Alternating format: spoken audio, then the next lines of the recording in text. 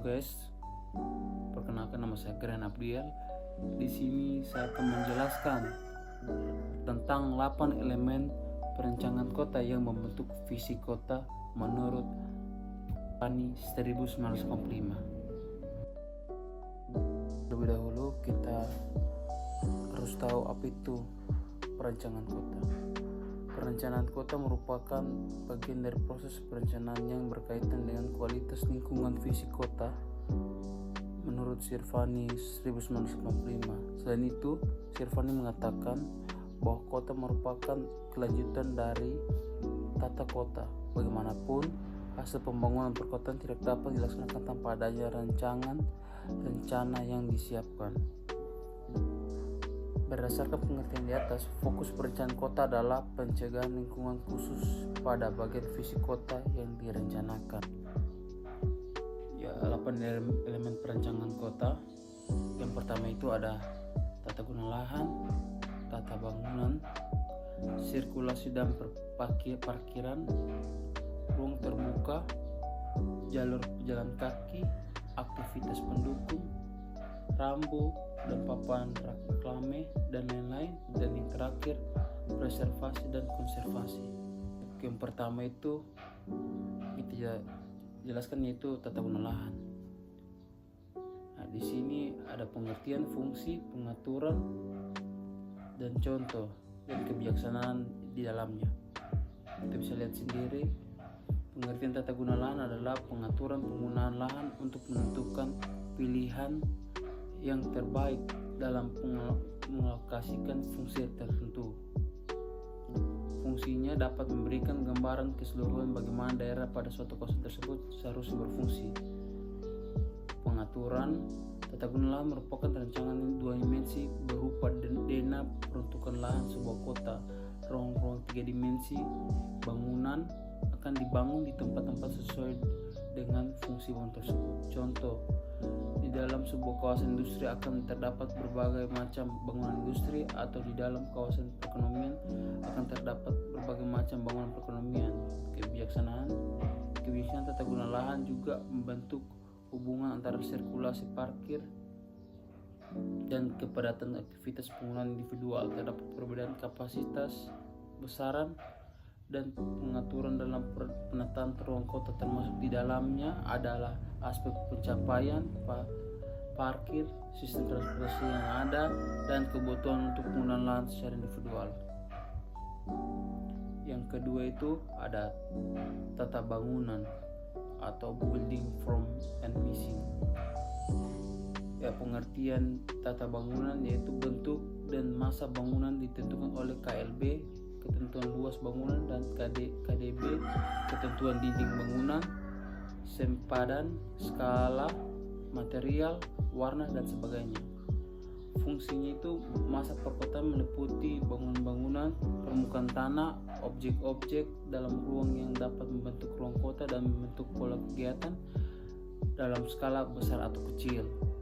Contoh bentuk fisik bangunan seperti ketentuan tinggi bangunan, kepanjangan bangunan, garis sempadan, penutupan lahan atau amplop bangunan yang meliputi KLB dan KDB. Di samping hal-hal mengenai gaya arsitektur, skala, bahan, dan warna bangunan. Yang ketiga itu ada sirkulasi dan parkir. Sirkulasi dan parkir yaitu adalah sistem sirkulasi kota sebagai perangkat fisik kota, terdiri dari berbagai aspek yang mencakup pola, struktur, dan perlengkapan jalan, aspek lalu lintas, dan tempat parkir. Fungsinya, kriteria dia dari elemen sirkulasi untuk dapat membentuk suatu lingkungan adalah jalan harus merupakan elemen ruang terbuka yang enak dipandang. Jalan tersebut mampu memberikan orientasi yang jelas bagi para pengemudi serta dapat membuat lingkungan yang dilaluinya mudah dikenali.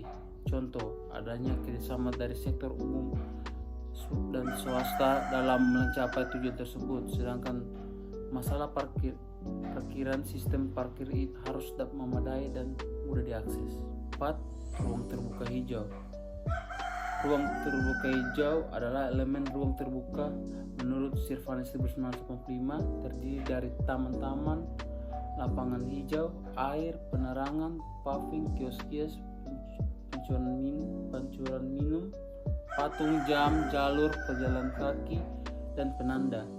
Fungsinya, ruang terbuka hijau yang terdapat di dalam koridor dalam sebuah kawasan dapat menjadi bagian dari tapak maupun berada di luar tapak.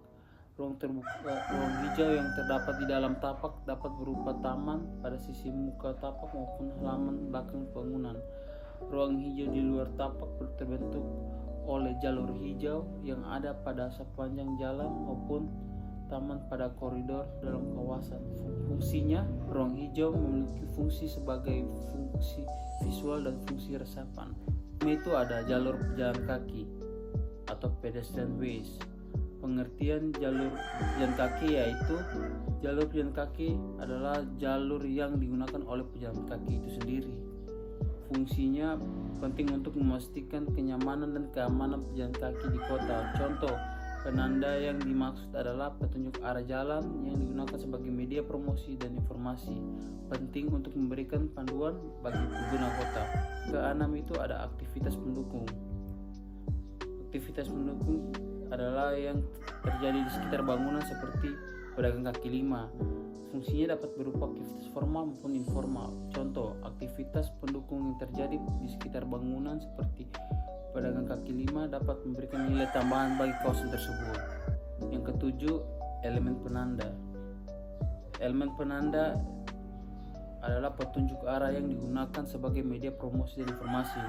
Fungsinya itu penting untuk memberikan panduan bagi pengguna kota.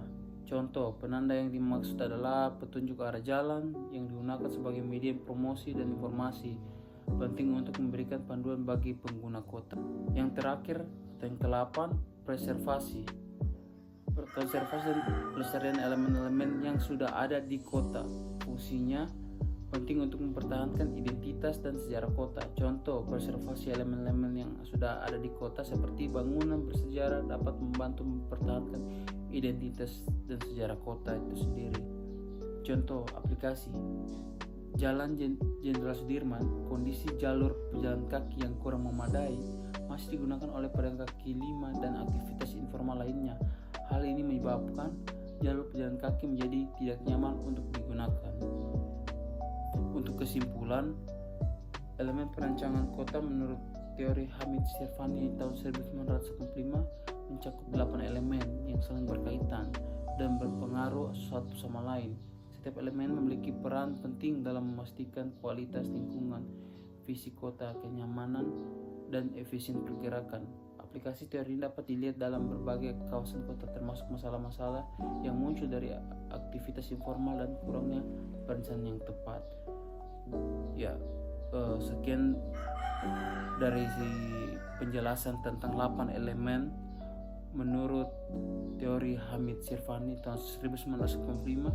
Semoga bermanfaat bagi teman-teman sekalian. Semoga juga kita bisa menambah wawasan kita lebih jauh lagi. Sekian, terima kasih.